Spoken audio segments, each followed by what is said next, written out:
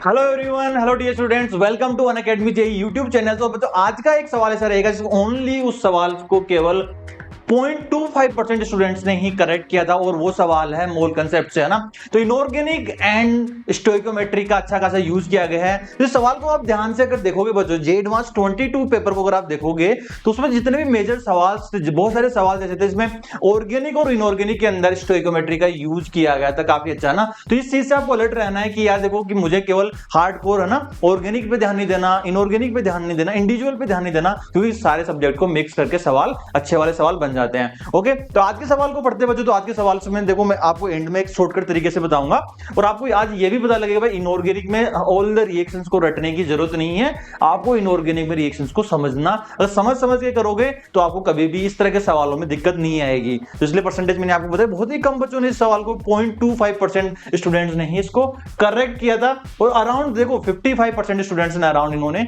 गलत किया था और 44 पॉइंट समथिंग स्टूडेंट्स ने इसको अनअटेम्प्ट किया था, मतलब, है ना। अभी देखते हैं सवाल को पढ़ते आराम से, देखो सभी बच्चे आप अपना पढ़ सकते हो सवाल को। ओके, अब देखो सवाल में क्या बोला गया है पहले समझना है आपको, और ट्राई टू, है ना। तो दो तरीके के मेथड में आपको बताऊंगा, या तो आप डायरेक्टली प्रोडक्ट, एक बेसिक मेथड, एक जनरल मेथड की बात करेंगे, और एक दूसरा मेथड इसमें आप, है ना, कि अगर प्रोडक्ट एग्जैक्टली आपको पता नहीं है कि क्या बनेगा तो stoichiometry plus law of chemical equivalence का यूज करके, है ना, तो आप कर सकते हो सवाल को। देखते हैं सवाल को पढ़ते हैं। सवाल में बोला कि aqueous solution of 3.74 gram of copper nitrate with excess KI आपस में रिएक्शंस कराई जाती है, तो एक ब्राउन कलर सॉल्यूशन मिलता है ना। इन दोनों को जब आपस में कॉपर नाइट्रेट और KI को आपस में रिएक्ट कराते हैं तो एक ब्राउन कलर सॉल्यूशन मिलता है along with formation of A precipitate, तो PPT बन जाता है ना। तो पहले ये इक्वेशन देख लेते हैं कि कॉपर नाइट्रेट की रिएक्शंस, देखो कॉपर नाइट्रेट की रिएक्शन कराई जा रही है KI के साथ, है ना, पोटेशियम आयोडाइड के साथ। ओके, KI के साथ, और ये एक्सेस में बोला गया है, ये क्या बोला गया, एक्सेस में बोला गया। तो क्या प्रोडक्ट बनेगा अब, है ना। तो आपको एक चीज तो यहां से डायरेक्टली समझ में आ जाएगी, देखो कि सर कि जो K प्लस है, दिस इज K प्लस, है ना, तो K प्लस और I माइनस, तो K प्लस NO3 माइनस के साथ रिएक्ट करेगा तो KNO3 बन जाएगा, ठीक है। और इधर से है कि कॉपर किसमें है बच्चों, copper is in the +2 oxidation state, और वो I माइनस के साथ रिएक्ट करके क्या कंपाउंड बनाएगा। ओके, तो बेसिकली आप देखते हो यहाँ पे एक ये रिडॉक्स रिएक्शन हो जाती है कि देखो एक चीज का ध्यान रखना सवाल में यही है कि कॉपर 2+ जब I माइनस के साथ रिएक्ट करता है बच्चों ना, I माइनस के साथ जब रिएक्ट करता है तो वो क्या जाएगा, I माइनस को तो क्या करता है, ऑक्सीडाइज कर देता है, और इसको अगर ऑक्सीडाइज कर देगा तो खुद लोअर वाले है ना, खुद रिड्यूस हो जाएगा। तो ये फंडामेंटल होता है कॉपर वाली रिएक्शंस का ना, और ये रिएक्शन डायरेक्टली NCERT बेस्ड है ना। ओके, तो आप देखोगे ध्यान से, तो I माइनस से I2 में यहाँ तो ऑक्सीडेशन हो रहा है और ये क्या रिडक्शन हो रहा है कॉपर का ना। तो ये रिएक्शंस होती है सारी, सवाल डायरेक्टली NCERT की रिएक्शंस है ना, कोई अलग से कोई नई रिएक्शंस नहीं है। और इस तरह के कई सारे सवाल बच्चों की एडवांस है ना, जो सब्जेक्टिव जब जे एडवांस होता था तब इस तरह के सवाल है ना स्टोइकोमेट्री के साथ पूछे जाते थे। तो आप है ना एडवांस के पुराने सवाल भी करना शुरू कर देना। ओके, खास मोल कंसेप्ट हो गया, रिडॉक्स हो गया। ओके, अब इधर देखो तो क्या कंपाउंड बनेगा, अब ध्यान से देखोगे तो कॉपर 2+ I माइनस को I2 में भेजेगा और +2 खुद +1 में जाएगा। तो यहाँ पे जो कंपाउंड बनेगा कॉपर का, कंपाउंड जो बनेगा कॉपर का, दैट विल बी, कॉपर किस में जाएगा +, तो Cu2I2 बनता है ना, कंपाउंड का बनता है Cu2I2, कॉपर इज इन +1, ठीक है, Cu2I2 नहीं बनता। ओके, ये समझना ना। और I माइनस किस में जाएगा, I माइनस जाएगा बच्चों I2 में, I माइनस किस में गया I2 में, और प्लस एक कंपाउंड बन गया होगा KNO3, है ना, KNO3, ठीक है। अब ध्यान से ये समझना है कि देखो बच्चा क्या दिया हुआ है, पोटेशियम आयोडाइड जो है KI वो एक्सेस में दिया गया है, पोटेशियम आयोडाइड क्या है, एक्सेस में दिया गया है। अब देखो, अब पोटेशियम आयोडाइड जब एक्सेस में दिया गया है तो इसको समझना है कि देखो I2, क्योंकि ये तो क्या होगा बच्चों, अब ये कलरफुल एक ब्राउन कलर कंपाउंड भी बनेगा अभी, है ना। वो बोला गया ना, एक ब्राउन कलर, सवाल में बोला गया था ना कि एक तो प्रिसिपिटेट होगा और एक ब्राउन कलर सॉल्यूशन बनेगा। अब इस चीज को समझना है, इस चीज को समझना है कि Cu2I2 क्या है, कॉपर प्लस है तो 3D10, तो ये तो कोई कलरफुल कंपाउंड नहीं बनेगा। ओके, ये व्हाइट कलर का होता तो ये तो PPT बन गया ना, ये तो PPT बन गया, ठीक है। अब क्या होगा, I2 है, अब ये क्या है बच्चों, एक्सेस में है, तो देखो रिएक्शन अगर समझोगे, अगर इस रिएक्शन को समझोगे, देखो KI एक्सेस में दिया होता I2 बना। ओके, तो ये क्या बन जाएगा बच्चों, ये I माइनस और ये I2, तो I3 माइनस बोल दूं मैं इसको, तो I3 माइनस को बैलेंस कर दो, KI3 बोल सकते हैं। तो जो I2 बना होगा उसके साथ KI कंबाइन करके KI3 बनाएगा, ठीक है। अभी कंपाउंड बन गया KI3, तो इसको यहाँ पे लिख दो, I2 की जगह KI3 लिख दो ना, KI3 लिख दिया आपने। तो सवाल को आराम से पढ़ना था क्या ना कि पोटेशियम आयोडाइड क्या दिया गया, एक्सेस में दिया गया, तो ये KI3 होगा। ओके, अब देखते हैं शुरुआत के मोल्स कितने दिए गए हैं, मोल्स वेट मोल्स निकाल लो, 3.74 ग्राम दिया गया है, तो मोल्स कितना आएगा इसका ना, तो इसके मोल्स जो आ जाएंगे बच्चों वो आ जाएंगे 3.74। और कॉपर नाइट्रेट का मोलिकुलर वेट है ना, कॉपर 63 होता है। ओके, कॉपर कितना हो गया 63 दिया गया, नाइट्रोजन 14, ऑक्सीजन 16 है ना, तो आराम से इसका मोलिकुलर वेट निकालो, कितना मोलिकुलर वेट आ रहा है इसका ना, कॉपर नाइट्रेट का मोलिकुलर वेट निकालो कितना आ रहा है बच्चों, यहां से देखो 187 आ रहा है, जरूर से कैलकुलेट करो सारे बच्चे ना, साथ के साथ मोलिकुलर वेट कैलकुलेट करो, 187 आ रहा होगा। ठीक है, तो ये कितने मोल हो गए बच्चों, ये मोल हो गए 0.02 है ना, 0.02 मोल्स हो गए। ओके, अब इसको बैलेंस भी कर सकते हो वैसे तो। ठीक है, तो दो मेथड से बताऊंगा, विदाउट बैलेंसिंग डायरेक्टली। ओके, तो दोनों मेथड हम एक तो पहले तो जनरल मेथड देख लेते हैं, उसके बाद में एंड में है ना अपन इसका डायरेक्टली रिडॉक्स से भी मैं इसको करूंगा, लो केमिकल इक्विवेलेंट से। अगर प्रोडक्ट नहीं पता तो भी आंसर आपका आ जाएगा एग्जैक्टली, अगर कोई प्रोडक्ट नहीं पता तो भी आप सवाल को कर सकते हो। ओके, अभी जनरल अप्रोच से कर रहे हैं ना। अब तो इसमें आपको समझ में आया, ये पीपीटी आ गया और दिस इज ब्राउन कलर है ना, ये ब्राउन कलर सॉल्यूशन है। ओके, येलो ब्राउन टाइप का होता है KI3।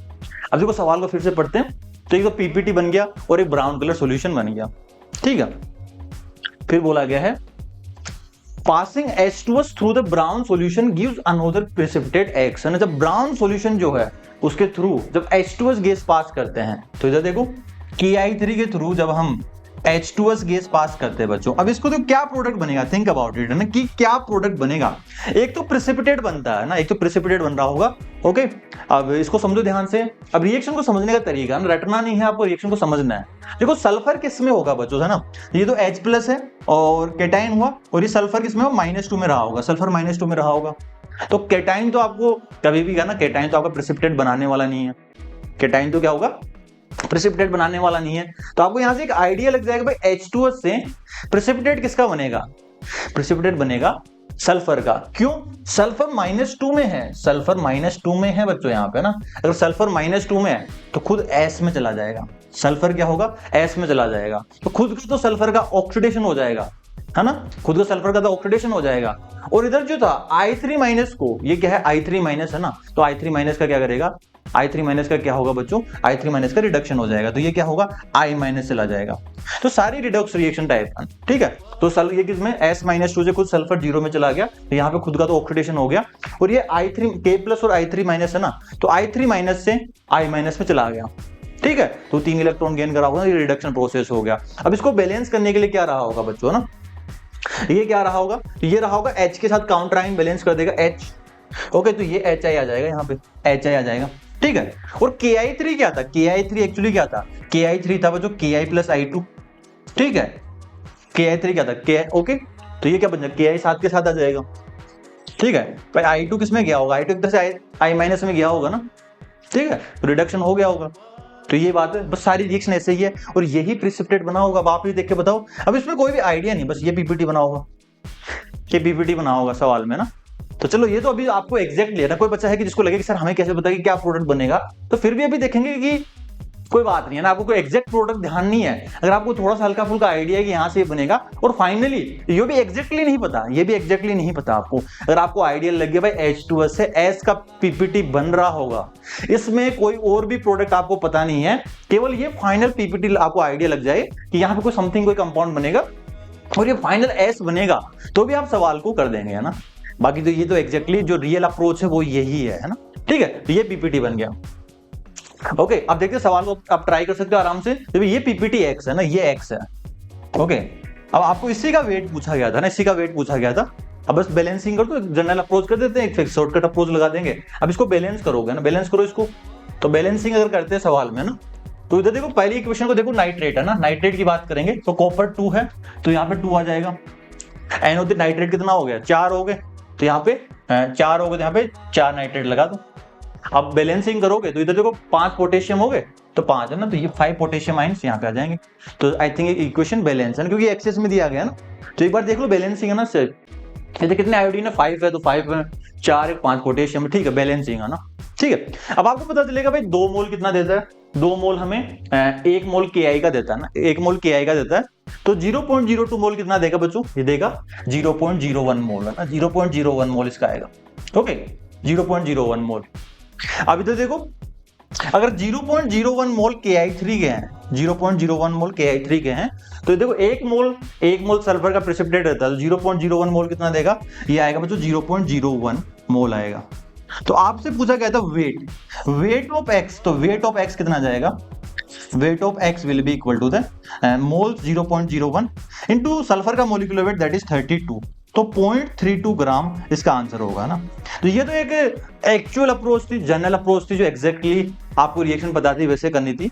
कोई बच्चा है कि सर सोच रहा होगा कि सर ये तो काफी रिएक्शंस है, तो अगर आपको ये रिएक्शन एग्जैक्टली नहीं पता, फिर भी एक हल्का फुल्का एक बार देख लिया या आप प्रोडक्ट भूल चुके हो बच्चों ना, तो आप दूसरा मेथड क्या लगा सकते हो, मेथड नंबर 2 की अगर हम बात करें ना, मेथड नंबर 2 की बात करें, देखो सवाल को आराम से पढ़ोगे तो सवाल को देखो मेथड नंबर 2 से करते हैं कि जिस बच्चे को एग्जैक्टली प्रोडक्ट नहीं पता, तो आप है ना लॉ ऑफ केमिकल इक्विवेलेंस से सवाल को कर सकते हो।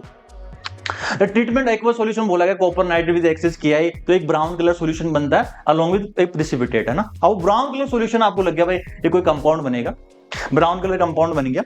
उसके बाद में इधर देखो वो ब्राउन कलर सॉल्यूशन के साथ H2S रिएक्ट करेगा, बस ये पता लगो भाई कहीं ना कहीं से H2S के साथ जब भी रिएक्शंस होती है, जब आप P ब्लॉक में पढ़ते हो ना, तो फाइनली क्या बनता है भाई, H2S जब कभी भी रिएक्ट करता है तो वो खुद किस में होगा, वो खुद रिड्यूस होता है, खुद क्या होगा बच्चों, सॉरी खुद ऑक्सीडाइज होगा ना, -2 से खुद 0 में जाएगा, तो खुद का क्या होगा, ऑक्सीडेशन होगा, तो सल्फर में जाएगा।